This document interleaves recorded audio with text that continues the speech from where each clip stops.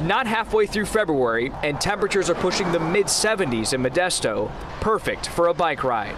Yeah, I try to do about 30 miles every day, and I'm 76 years old. Ramiro Hernandez rides across the San Joaquin Valley, where you'll find both blue skies and a gray haze. So we're experiencing a lot of stagnant weather, and with that you have a buildup of particulate matter pollution in the wintertime. San Joaquin Valley Air Pollution Control District spokesman Anthony Presto says the unseasonably warm weather is a factor, and a lack of wind and rain isn't helping either. A lot of people think that rain alone will clean up the valley's air, but we really need wind and rain to do a great job of it. Until conditions improve, those with respiratory diseases are at risk.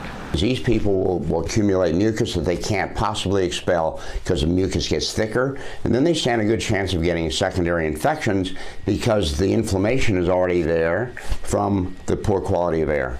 Dr. George Bench recommends those people stay indoors or get their errands done in the morning, especially with an early taste of spring.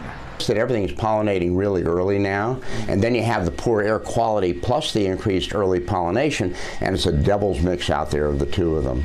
A warning to those who like to be outdoors like Ramiro, who admits he could take more precaution. But I know better. I shouldn't be riding when it's like that. I should maybe wear a little mask or something, something to protect myself.